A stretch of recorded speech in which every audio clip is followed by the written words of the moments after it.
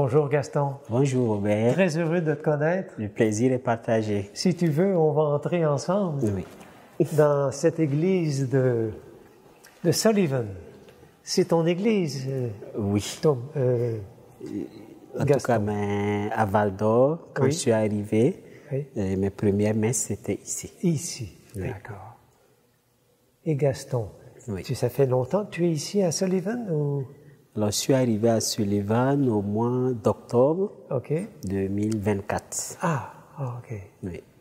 Puis comment on se retrouve? Tu es d'où, Gaston? De quel pays? Alors, je viens du Burkina Faso, De Burkina. qui est un pays en Afrique de l'Ouest Oui, et qui a comme pays limitrophe, je dirais, le Mali, voilà. le Niger, Ah, la Côte d'Ivoire, le Ghana, oui. le Bénin, le Togo. Donc, se trouve un peu au milieu de tous ces pays c'est ça. en Afrique de l'Ouest. Ah, oui. Tu sais que j'ai eu la joie un jour de visiter dans la ville de Ouagadougou, Oui. au Burkina. Donc, je connais un petit peu ton pays, donc je suis très heureux de faire ta connaissance. Si tu veux, on peut aller s'asseoir pour poursuivre notre rencontre. Oui, bien entendu. Allons-y donc. Merci.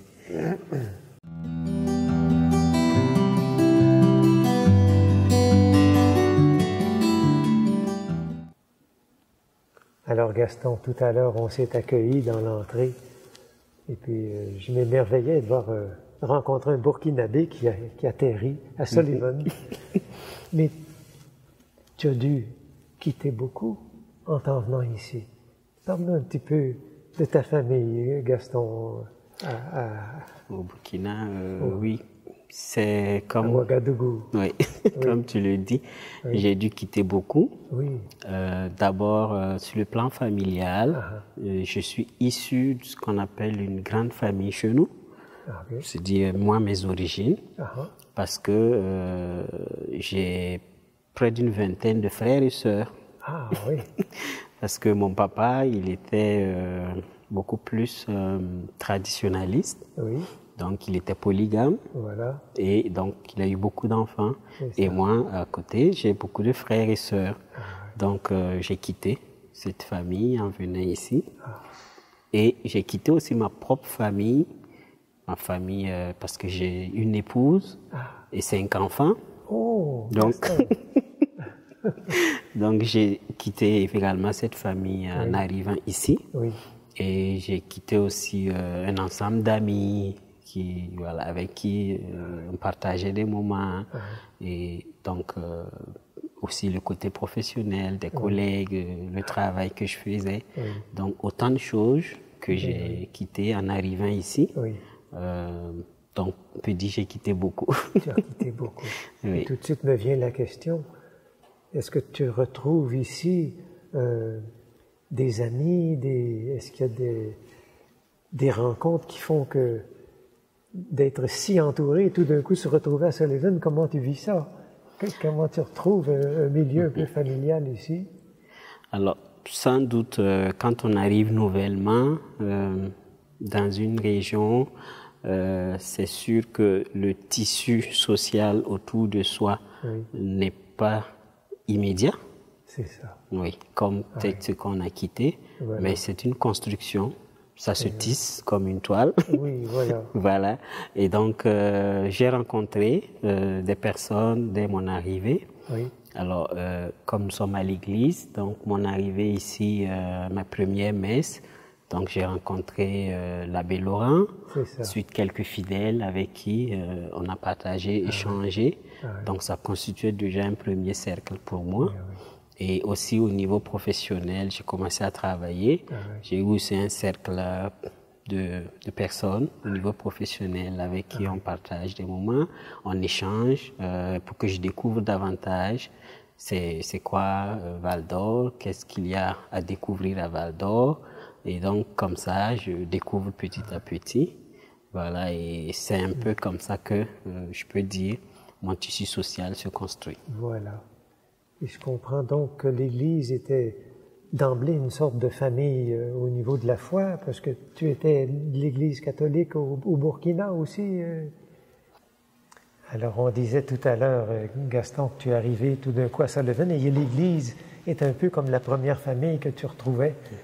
J'assume que tu étais engagé dans l'Église catholique au Burkina? Oui, je suis catholique, effectivement, dès les origines.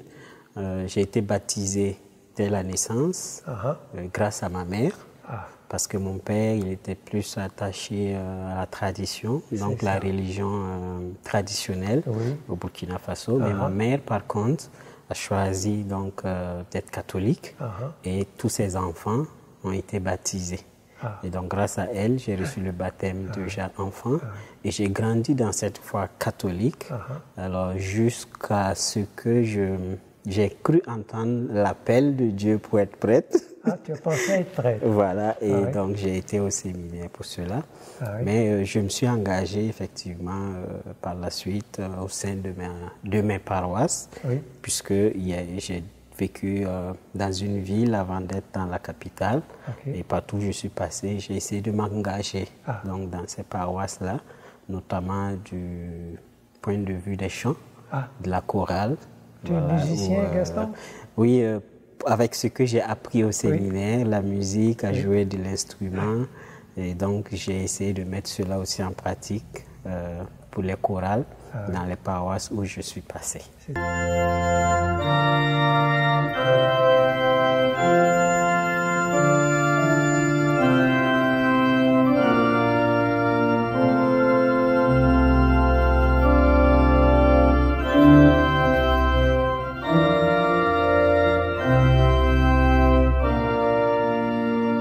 Mais j'assume que tu as pris une autre voie. Tu étais au séminaire, mais tout à l'heure, tu m'as dit que ton épouse est toujours au Burkina et tes 5 enfants. Donc, tu n'as pas suivi la voie vers le sacerdoce? C'est sûr, parce qu'une fois qu'on rentre au séminaire, on dit qu'on y va pour le discernement. C'est ça. Pour s'assurer qu'on a reçu l'appel pour être prêtre. Et à un moment donné, je me suis dit, non, peut-être pas la prêtrise, mais je pourrais aussi servir autrement ma société, la société. Et donc, j'ai quitté et j'ai suivi des études de médecine. De médecine. Voilà. Et donc, je me suis dit, tu ne soigneras pas, tu ne travailleras pas pour soigner des âmes, mais tu travailleras pour soigner des corps. Ben oui, des personnes. Des personnes. Voilà. Et donc, je me suis engagé sur ce chemin, je suis devenu médecin.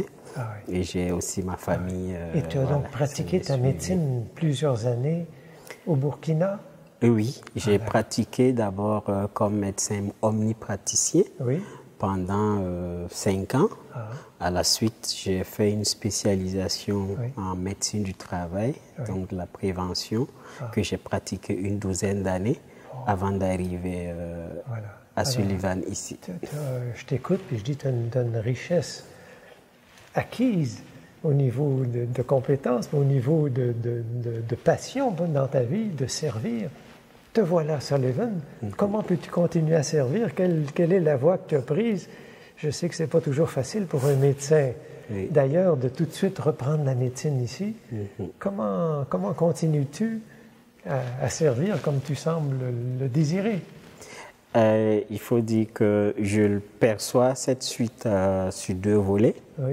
Donc, toujours dans le volet de l'Église catholique.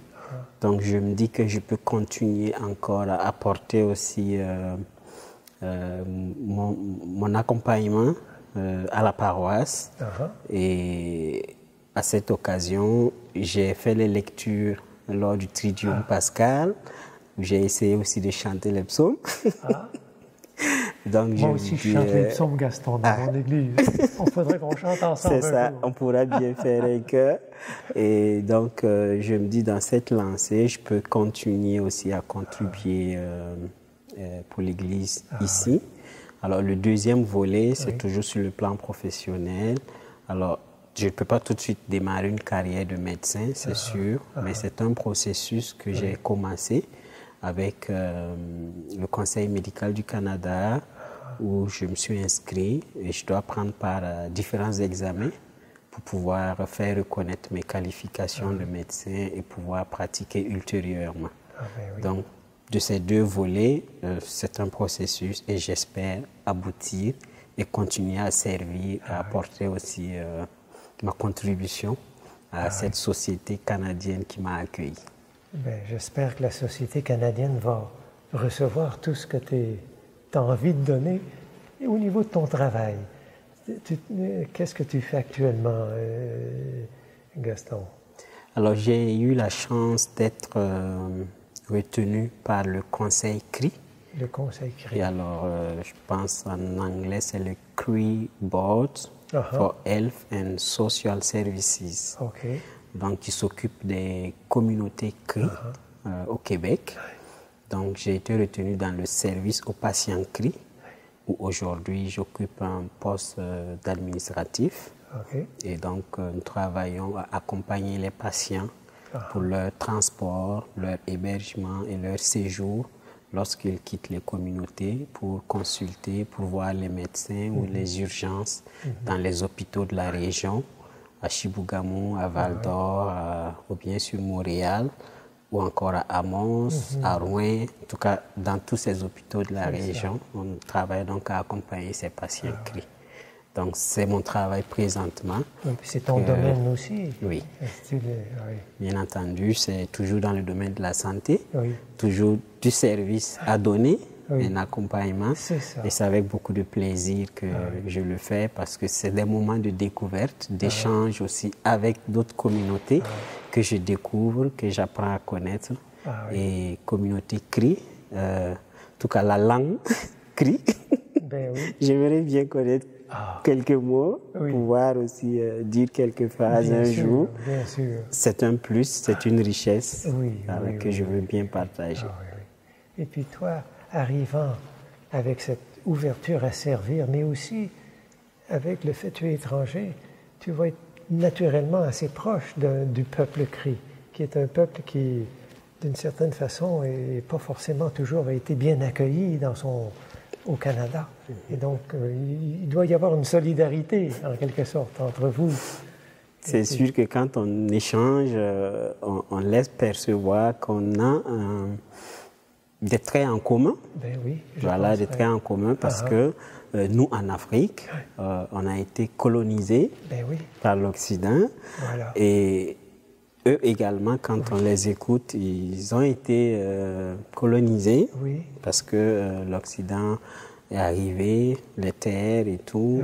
Donc, ils se disent qu'on a des traits communs du point de vue de l'histoire des peuples. Oui, exactement. Et partant de ces traits communs, on se dit que on peut bien cheminer ensemble. Mais je perçois ça également comme étant, comme je l'ai dit tout à l'heure, une richesse. Pas qu'on chemine ensemble pour avoir un regard négatif sur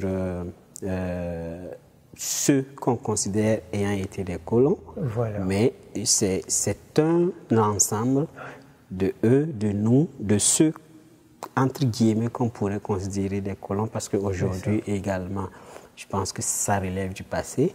Donc c'est des différences, c'est des richesses de chaque côté que l'on peut mettre ensemble pour faire un tout, parce que je considère que les différences mises ensemble constituent une force. Et je perçois ça comme ça. C'est très beau, Gaston. C'est presque comme, je trouve ça comme un privilège que tu sois donné dans ce travail-là auprès de la Nation CRI. Et la Nation CRI va sûrement t'apporter beaucoup aussi, vraiment quelque chose de mutuel. Et ton village de Sullivan ici, est-ce que tu te sens accueilli? Comment tu le vis? Et cette communauté paroissiale, comment tu t'y sens, Gaston? Tu n'es pas trop nostalgique de la musique si forte et exubérante du Burkina?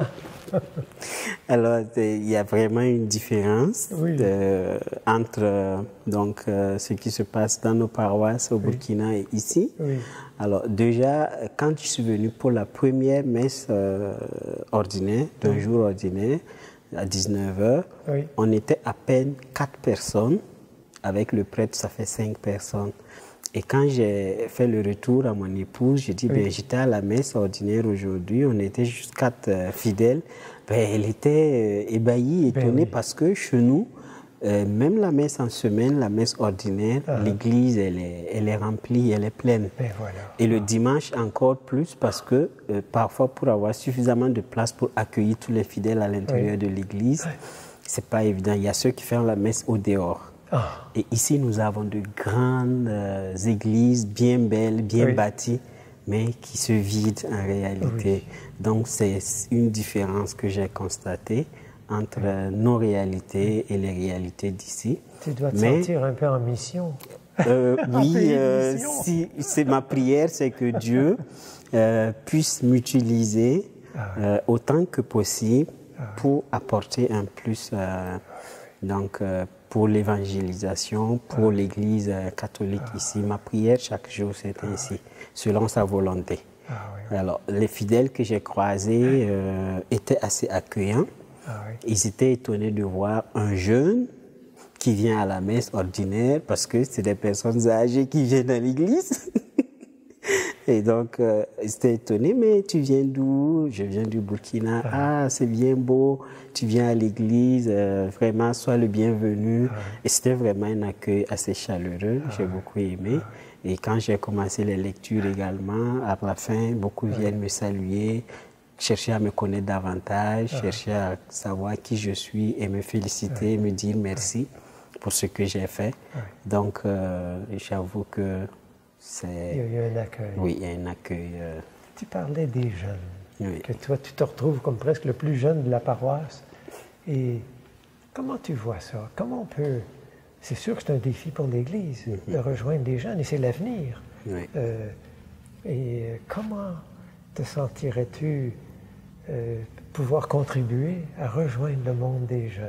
Est-ce que tu es un peu en lien avec eux ici, en Abitibi? Pour le moment, je dirais non. Je n'ai pas eu d'occasion ou de situation qui me mettent en relation avec les jeunes. Mais l'analyse que je fais déjà, c'est que on voit très peu d'enfants venir à l'église. Alors que c'est à partir de l'enfance, l'enfant qui vient à l'église, qui, une fois jeune, continue en réalité dans ce que les parents lui ont laissé en fait comme héritage. Donc, partant de là, je comprends déjà que pour que plus tard il y ait de la jeunesse à l'église catholique, ça pourrait être un peu plus difficile. Et aussi, j'ai constaté comme s'il y avait une sorte de rejet de l'église catholique. Oui, parce qu'en discutant autour de moi, dans la ville et tout, beaucoup se disent, je suis chrétien, catholique, mais je suis non pratiquant. C'est ça. Donc, c'est une identité, mais qui ne s'affirme pas par les actes ou par ce que l'on fait. Donc, le défi serait d'amener ces jeunes à découvrir la richesse qu'il y a en s'approchant de l'Église. Pas seulement en s'identifiant comme catholique, mais en s'approchant de l'Église, qu'est-ce que l'on gagne, qu'est-ce qu'on a comme richesse. Pourquoi? Parce que le monde aujourd'hui, on est traversé par pas mal d'épreuves avec tout ce qu'on a comme médias qui nous entourent, les réseaux sociaux, tout ce qu'on apprend au jour le jour. On a parfois besoin d'une base pour tenir face à cette tempête. Et cette base, c'est dans l'Église, dans son approche avec Dieu, que l'on peut l'avoir. Tu as bien raison. Il y a des situations difficiles, des situations de souffrance, et où va-t-on trouver les ressources? Et pour toi, en quel sens est-ce que tu dirais que la foi ou la parole de Dieu est une source pour toi? Comment tu l'exprimerais? Alors, pour peut-être revenir dans ce que l'on vit au quotidien, je dirais que l'expérience de laquelle il faut partir, c'est quand on rencontre une jeune fille, je suis un garçon, c'est vrai, et qu'on tombe amoureux de cette jeune fille. Quand on rentre la nuit, on pense à elle. On veut prendre son téléphone à tout moment pour l'appeler. On veut l'entendre, on veut être à côté d'elle, on veut qu'elle soit toujours là. Parce qu'on a développé un amour pour cette personne-là. Et partant de cette expérience, je dirais que c'est le même sentiment quand on s'approche de Dieu et qu'on développe de l'amour pour Dieu en se rendant compte de quel amour Dieu nous a aimés. Et une fois qu'on a ce sentiment, chaque jour, on a envie de venir à l'église et encore puiser dans cette ressource d'amour qu'on a pour Dieu et que Dieu a pour nous. Et c'est ça qui te permet, dans la vie quotidienne, à travers les épreuves, à travers tout ce que tu vis, de traverser. Quand l'épreuve vient, tu sens que Dieu t'aime, tu aimes Dieu, c'est beaucoup pour toi. Quelle que soit l'épreuve, tu la traverses. En tout cas, Gaston, ça me fait énormément plaisir de te rencontrer aujourd'hui, de t'entendre, de voir tout ce que tu es prêt à donner, ce qui est ta passion, une sorte de sens de mission personnelle. Et j'espère que ça sera reçu, que ça sera mutuel. Merci beaucoup. Et puis, un jour sûrement, même ton épouse et tes enfants vont te rejoindre. Je l'espère. On souhaite que tout ça te permette de mettre tes racines ici avec ta famille et continuer à donner. Merci d'être parmi nous, Gaston. Et merci à vous aussi de m'accueillir et de me donner aussi cette occasion de pouvoir échanger, discuter sur ces questions. Merci beaucoup. Merci bien.